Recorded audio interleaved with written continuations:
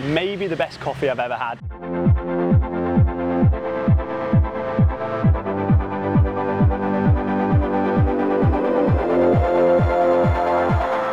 Welcome to another G-Dubs vlog and welcome to Hugh, old seat of the Negan dynasty. Absolutely butchered the pronunciation, but we digress from the point. Me and the King, as always, are going to be taking you on a full 24-hour itinerary of the best places to go, things to see, place to get some caffeine into the bones, and of course, like the dragon behind me, the place to get the best JPEGs. We got the sleeper train from Nimbin last night, cost us £33 per person. If you are going to get it, I've got a separate vlog on that on the channel down below. We are now en route to 10k subs. Unbelievable scene. So you do me a favour, do yourself a favour, hit the button down below. Let's get cooking, baby.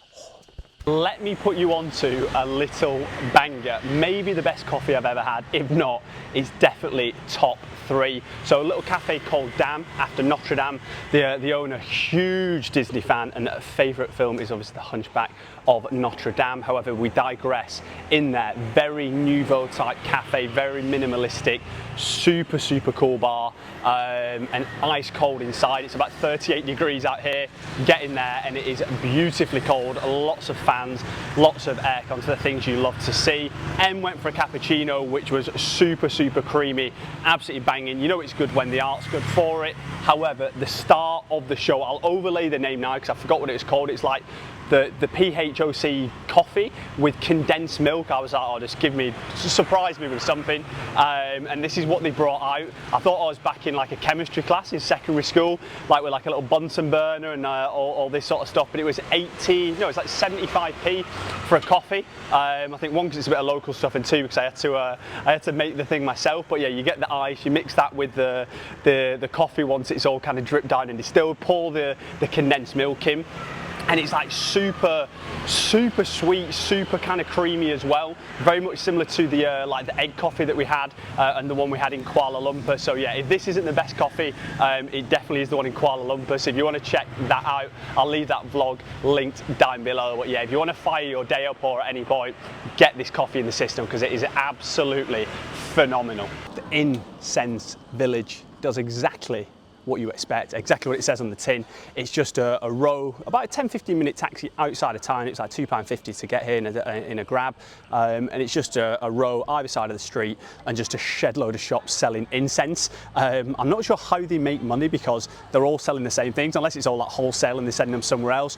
But you just pick a little shop. They all have like a little cafe place to get a drink and chill in there, and then you pay for a drink. You can take photos in that person's shop. I'll overlay the one we're in now. Super friendly. Everyone's on their grind here, but it wasn't too salesy. It's like anything, people just ask you to come in once or stuff like that, and then just crack on with their day. I think you want to pick one of the ones where they have the big circle, so it looks like a flower out the front and then walls either side, and then a lot of the cool ones will have like a little stool. So if you do want to check out what like a photo would look like here, check those out on my Instagram, Gareth Wright 2, and you'll be able to see exactly what that looks like. But yeah, super cool little spot. I think you probably want, I don't know, 30 minutes to an hour here. You're going to get some flare photos, and yeah, the drinks were super cheap. We paid like 10,000 dong, which is like 30p for a bottle of water. Coffee's like, yeah, just double that at 60p. So yeah, insane value as always. Going to try and not get run over by a matey boy on the bike here. But yeah, I definitely think it's worth a little visit, something to do here, and yeah, see you in the next one, baby.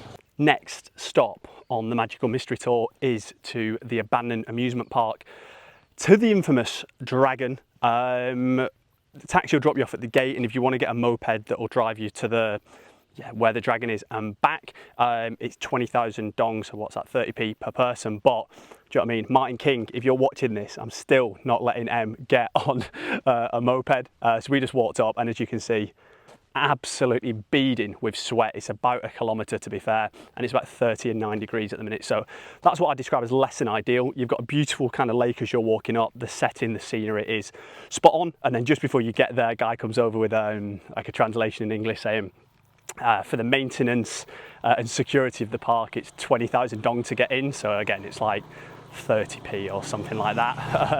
I can confirm now they're not maintaining anything because the place is absolutely battered, and it's an absolute absolute shambles inside. But super cool spot for JPEGs. You're probably going to want, I'd say 45 minutes here. If you had to walk on each side, probably about an hour and a quarter.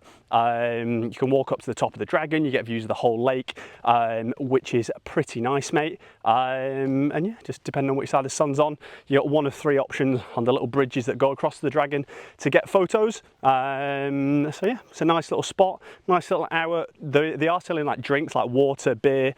I don't know who's drinking a beer in this, because yeah, it is absolutely beading. I've been absolutely battering the pads off the water bottles. But yeah, good little spot. Again, gets G-Dub's seal of approval. Imperial City up next, baby. The Imperial City, constructed in the 1800s by the main Donny Gaelong as the new capital. Not the capital anymore, but flair architecture, nice little gardens. I would say pretty steep to get in when you compare it to other things to do here. It was 200,000 dong per person. It's about £7. There's so many cool things, to be fair. Like there's like nice gardens, a massive bonsai tree, some nice rivers, the moat, and the main like palace at the top was super beautiful. When I'm saying it's good architecture, it's got to have impressed me, because that is not my bag of tricks at all. And then when you go in there, it's very much kind of like if you've ever done the tour of Buckingham Palace, obviously on a lot smaller scale, but there's different kind of furniture, artifacts, paintings, and there's obviously descriptions around all of those, but there's so much like building work going on and drilling and stuff, which does taint your experience a little bit. Also doesn't help that it's currently 39 degrees, feeling like 44, so as you can see, I'm absolutely beading up. Just paid about £2 for an ice lolly, but that is supply and demand, so fair play to that lady. Maybe the best ice lolly I've ever had, because obviously it is super toasty. So yeah, I think it's one of these things that everywhere is like what you're into and what you like. If you like your buildings, your architecture, your history, then this is going to be an absolute must from you. If you just want to get some flare JPEGs or get on the Biawaris, then it's probably not going to be your bag. But yeah, nice little setting, nice little mooch.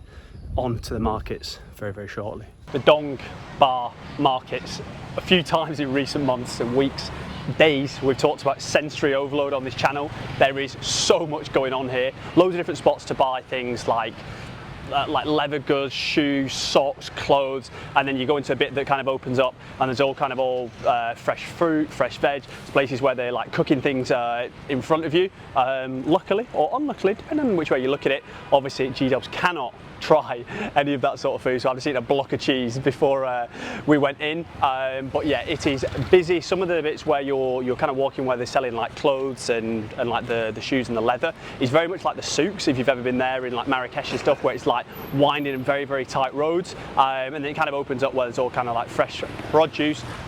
For somewhere that is so busy, wasn't salesy at all, to be honest. Like, I mean, if you wanted stuff, food, drinks, the opportunity was there, but you weren't getting absolutely bombarded like we have been in other places. So yeah, if you do want to try a little special something, they're cooking all sorts of things up there, like prawn, chicken, sorts of like different I'd say like cold fish, like sushi sections as well, and stuff. So yeah, a little bit for everyone, but yeah, me and the king are going to swerve this and head over and get some dinner very shortly. Dinner vibes in Hui, Hue, one of the two, so one of them will hit the target. We went to Gem Sushi, and again, we're obviously on here recommending another Japanese place, but due to the nut allergy, it's kind of where we frequent a lot of the time. It was absolutely banging. The decor, top drawer, the food, absolutely spot on. Had a little sushi number to start, nice bits of salmon in there, just silly flavours, nice heat on the wasabi, nice little bit of sweetness to the ginger. However, the main course, the chicken katsu don, one of the best I've had. I like it when the egg's just a bit runny and they've got that nice sauce going through it. A few of the last ones we've had have been a little bit overcooked on the egg front and it just ruins the dish. So that was top drawer. And yeah, the pork cutlet on top, again, absolutely spot on. Nice bit of crisp on top, but nice and succulent and juicy in the middle. And speaking of succulent and juicy, the salmon, whew, nice little salmon fillet just to get the old protein numbers up, because I'm eating about 4 grams of protein a day at the minute, which is, it's less than ideal, mate.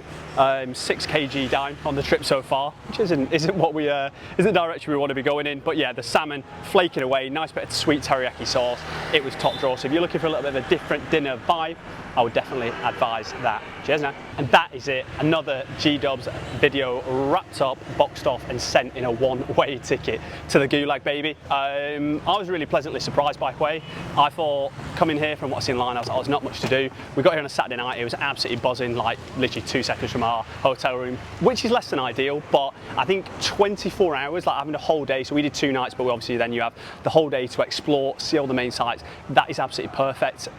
Surprisingly, the Incense Village is going to rank joint first for me. I thought this was going to be super gimmicky. I thought it was going to be rubbish, but to be honest, really enjoyed it. And then obviously, you know, we're about JPEGs on this channel and getting out into the wilderness, well, I say wilderness, into the hills, into the trees, and going to the Dragon, the amusement park, I thought was also pretty top drawer. If you are going to miss one thing off the list, I'd just miss off the Imperial place, the palace, because, do you know what I mean, that's the thing that cost the most. I didn't think it was the absolute best out of all those. So yeah, if you like what you see, there's plenty more Vietnam content on the channel. We've been to Hanoi, we've been to Sapa, and we've also been to Ninh Binh. So if you want to check out any of those, they're going to be down below. Whilst you're down there, do me a favour, do yourself a favour, hit the subscribe button. We're now en route to 10k subs.